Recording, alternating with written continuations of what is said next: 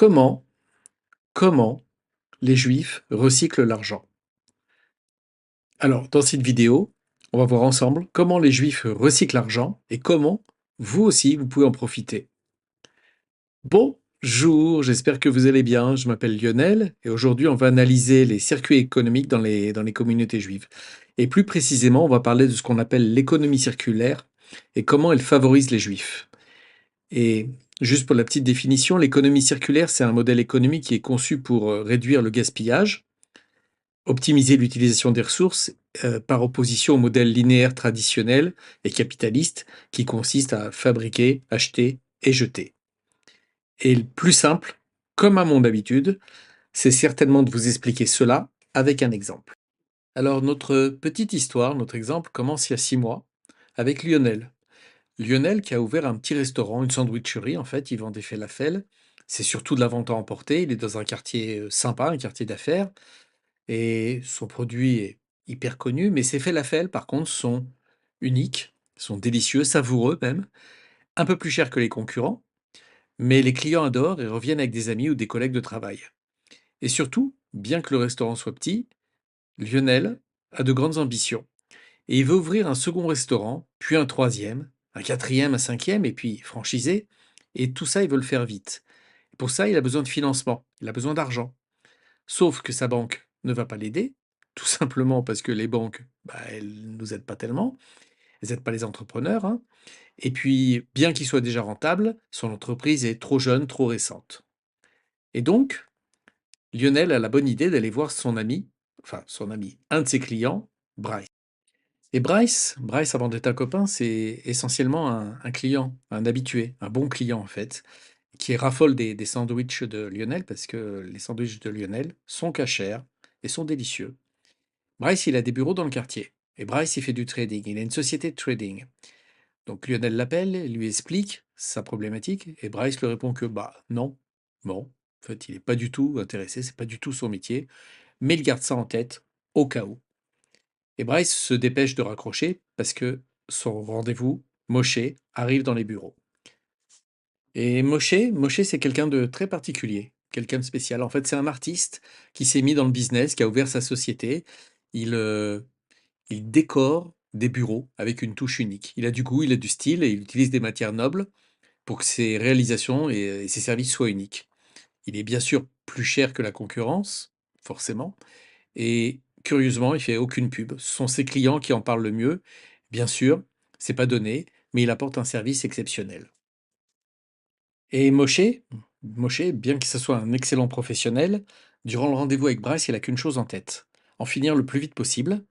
Parce qu'il faut surtout pas qu'il soit en retard pour aller chercher Sarah, sa petite fille, qui est à école juive qui est d'ailleurs assez chère. Et Moshe se dépêche et malgré les embouteillages, il arrive à récupérer Sarah, sa petite fille, à l'heure, à l'école juive, auprès de sa maîtresse, Virginie. Et Virginie, elle aussi est pressée, et elle se dépêche, elle prend sa voiture et elle se dépêche d'aller au supermarché Cacher, le supermarché qui appartient à Marc. Le principe des supermarchés cachers, c'est qu'ils sont plutôt cher, le cachère est plutôt cher, mais les produits sont d'excellente qualité. Quant à Marc, le propriétaire du supermarché cachère, dont les produits sont plutôt chers, a rendez-vous avec Jonathan qui est agent immobilier spécialisé dans l'immobilier d'entreprise, donc pour lui trouver un second local euh, plus adapté et pour se développer. Il en profite sur le chemin pour appeler David, son avocat, pour qu'il se mette en contact avec Jonathan. Et Jonathan, c'est un excellent agent immobilier. Il a sa propre agence et il comprend les attentes de ses clients. C'est pour ça qu'il réussit. Alors, évidemment, ses frais ne sont pas donnés, mais ses clients sont satisfaits. Et c'est à ce moment-là qu'il reçoit un appel de David, l'avocat de Marc. Et David qui est donc un excellent avocat et qui facture des honoraires plutôt élevés, comme tous les bons avocats, parce qu'ils savent sécuriser les deals, confirme et organise le rendez-vous avec Marc, le propriétaire de la première supérette, Jonathan, l'agent immobilier, et Noam, qui est le propriétaire des murs. Noam, qui a également un cousin, Thierry. Thierry qui a bien réussi dans les affaires, qui a revendu sa start-up il y a 1 an et qui s'emmerde un petit peu et qui, hasard du calendrier, a aujourd'hui rendez-vous avec Bryce le trader, dans ses bureaux. Et Thierry, qui est donc présent dans les bureaux de Bryce, fait le point sur sa situation annuelle. Il est plutôt satisfait du travail de Bryce, des résultats de Bryce. Et il est 12h30. Et on déjeune, on se fait livrer quelque chose.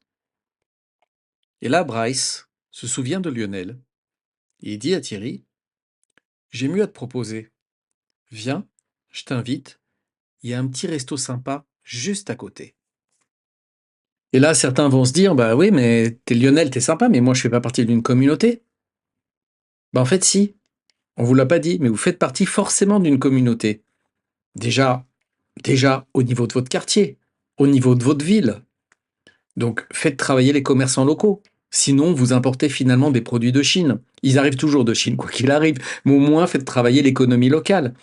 Et en fait, vous pouvez déjà, vous, en profiter en bâtissant votre propre réseau, local, on va dire, et en bâtissant votre communauté, et recycler, commencer à recycler l'argent. Voilà, si cette petite leçon d'économie et cette vidéo vous ont plu, laissez-moi un commentaire, likez, inscrivez-vous, et comme à mon habitude, je vous souhaite une bonne journée, que Dieu vous bénisse.